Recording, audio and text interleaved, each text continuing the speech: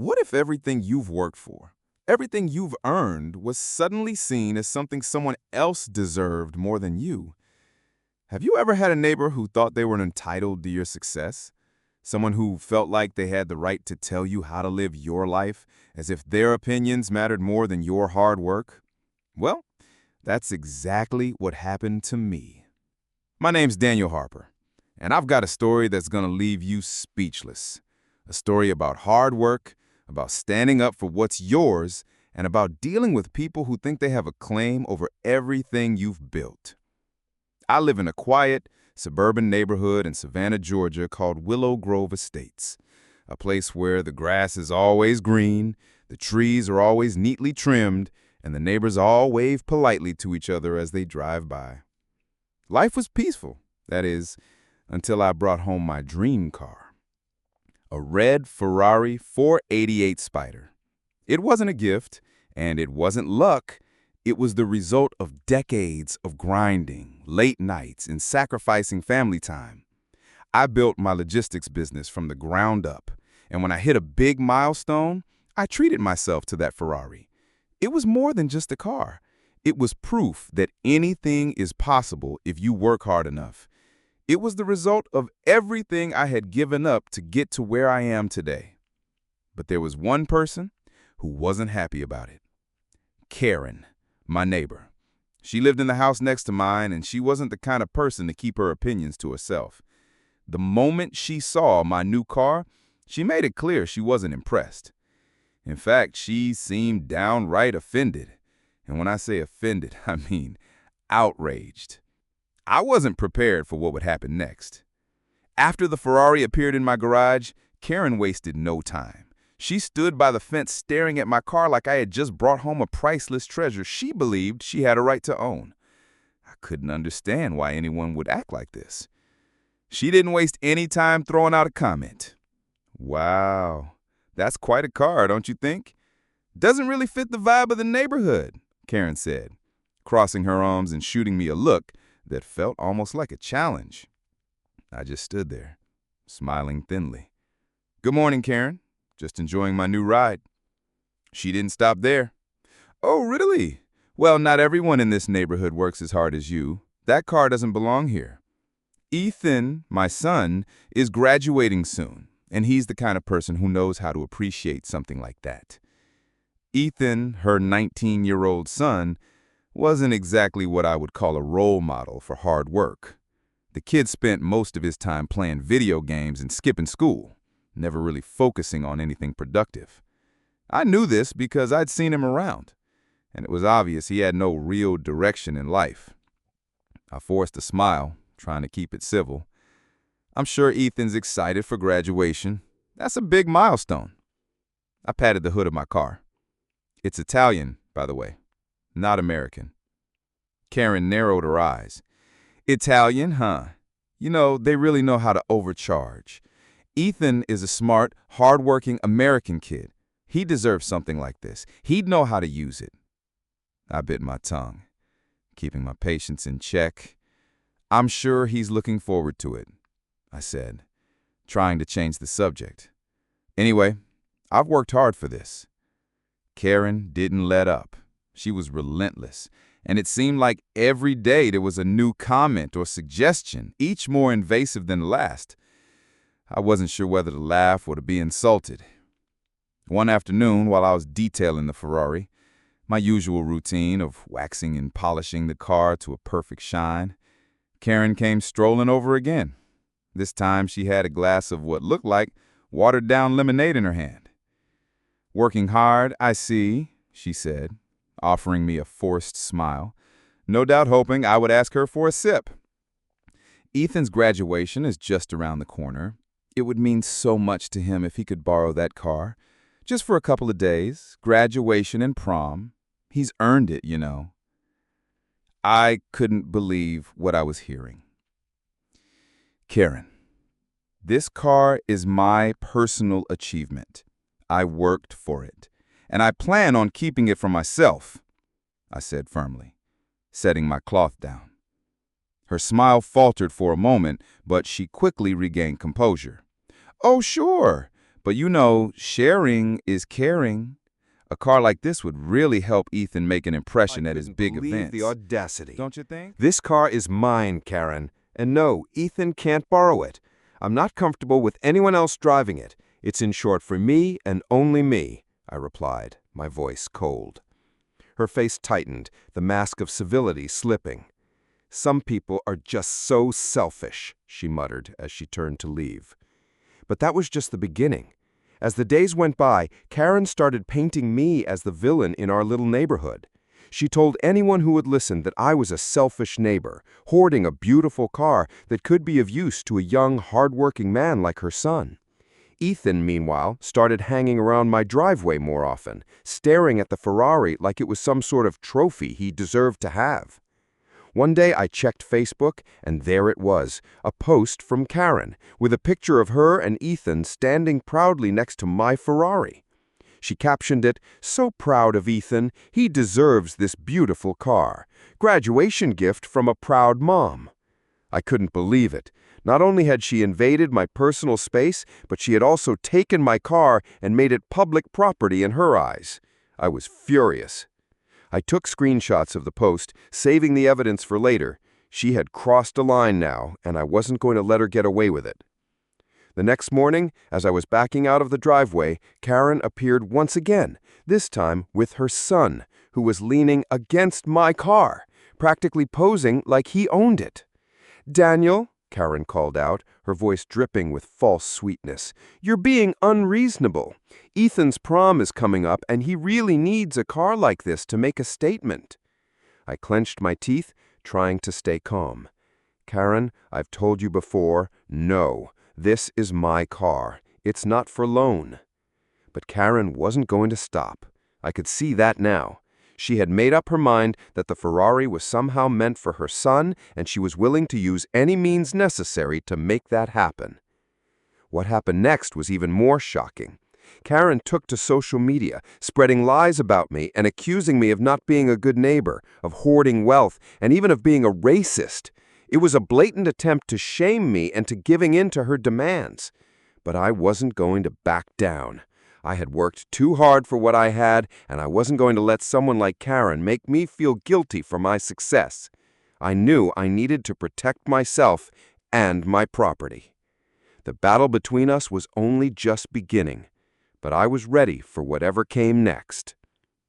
As days turned to weeks, the situation with Karen continued to spiral. Her antics escalated beyond just social media posts. It became clear she was not only after the Ferrari, but was determined to make my life as difficult as possible. It wasn't just about the car anymore. She had set her sights on taking me down to prove that somehow I didn't belong with the success I had earned. One Saturday morning, I woke up to a knock on the door. It was Karen, of course, with that fake smile plastered on her face. She was holding a folder in one hand and some papers in the other, looking like a woman on a mission. "Morning, Daniel," she said sweetly, though I could tell by the way her eyes were darting around that something was off. "I just wanted to let you know that I filed a formal complaint with the HOA about your Ferrari." "Excuse me? What exactly are you talking about?" "Oh, just that your car is too out of place for the neighborhood. It's causing tension, and frankly, it's a bit of an eyesore." She flashed a smile that didn't reach her eyes. My jaw tightened. "Karen, that's my personal property. I can do whatever I want with it." But Karen wasn't finished. "Well, I'm not the only one who feels this way. Some of the neighbors have expressed their concerns too. It's making the rest of us uncomfortable." She handed me the papers. "You might want to look at this. I'm just trying to help."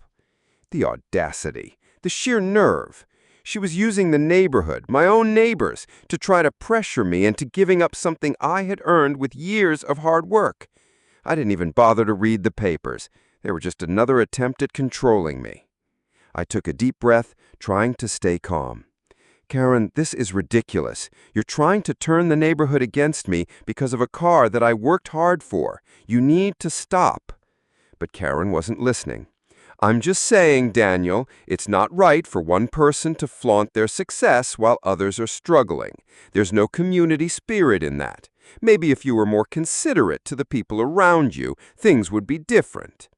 I couldn't take it anymore. Enough, Karen. This has gone too far. I've told you before, and I'll say it again. No one's driving my Ferrari. Not Ethan, not anyone. If you keep pushing this, I'm going to make sure you regret it. She looked taken aback for a moment, but then a wicked smile crossed her face. You'll regret it, Daniel. You don't know what I'm capable of. With that, she turned and walked away, leaving me standing there, shaking with anger and frustration. But I wasn't going to let her win. I knew she was trying to break me down, to manipulate me into giving in. I couldn't let her succeed. The next few days were tense. Karen's whispers continued to spread, trying to rally the neighborhood against me. Every time I saw her, she'd have some new complaint or demand, always playing the victim. It felt like she was trying to get me to crack under the pressure. She even started showing up outside my house at random times, peeking through my windows, watching me like some kind of predator. I had to take action. I decided to take a different approach. I started documenting everything. I set up a few security cameras around my property, one near the driveway and one by the garage. I wanted to have a record of any interactions with Karen or Ethan, just in case things escalated even further. I wasn't going to let her get away with this. I was done being passive. Then one afternoon, as I was getting ready to leave for a meeting, I saw Karen's figure in the corner of my eye. She was standing by my car again, talking to Ethan. This time, there was something different in her eyes, a look of pure determination. I could feel my blood pressure rising. I walked outside, approaching them slowly. "What's going on here?" I asked, my voice steady but firm. Karen quickly turned to face me, her usual smug smile replaced with a look of mock innocence. "Oh, nothing, Daniel. We were just talking. You know, Ethan was telling me how much he'd love to take the Ferrari for a spin, just once. It's a once-in-a-lifetime opportunity for him." I clenched my teeth. "Not happening, Karen. I've told you before." But she wasn't backing down.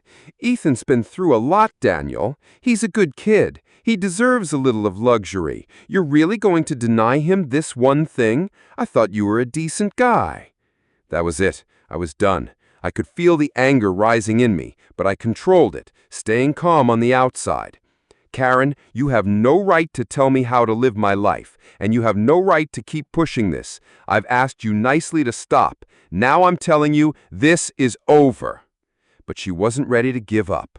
"We'll see about that," she said quietly, her tone now full of malice. "You'll regret it, Daniel. You don't know what I'm capable of." Leaving me standing there shaking with a mix of fury and disbelief. Karen wasn't just trying to take my car. She was trying to take my peace of mind.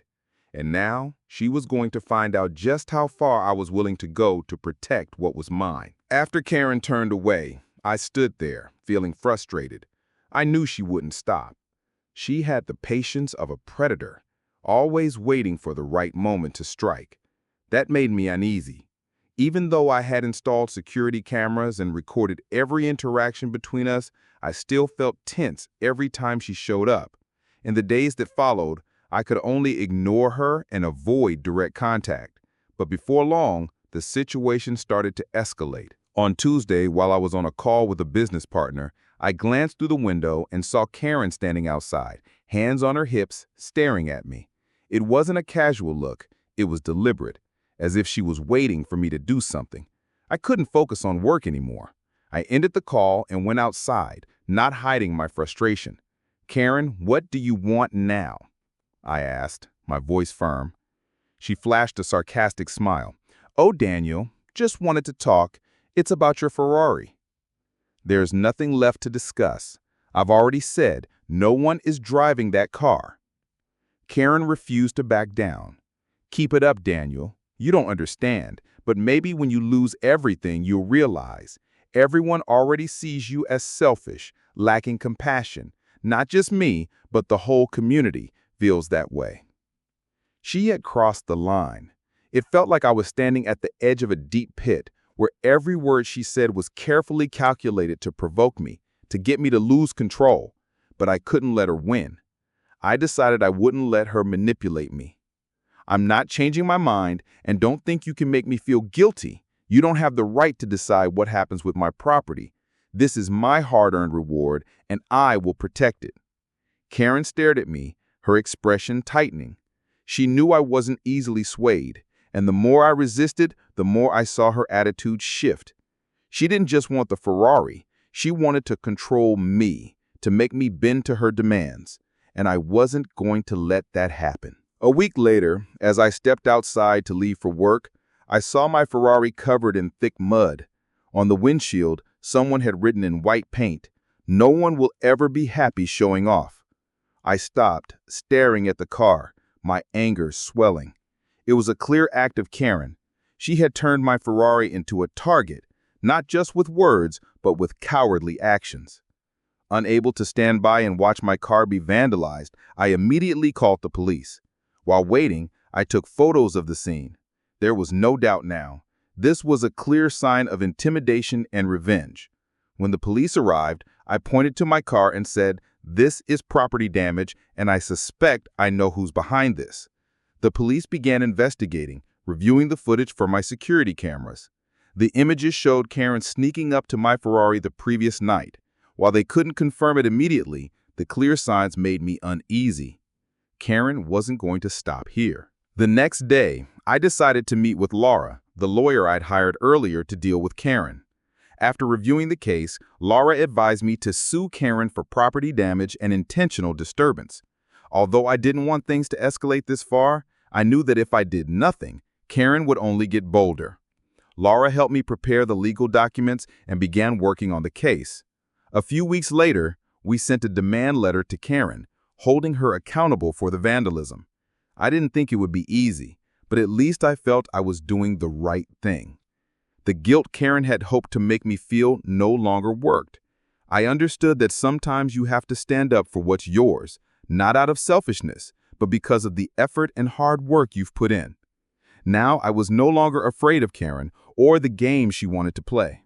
After sending the demand letter, I had hoped that Karen would back down, but I quickly realized she was not someone to be easily deterred.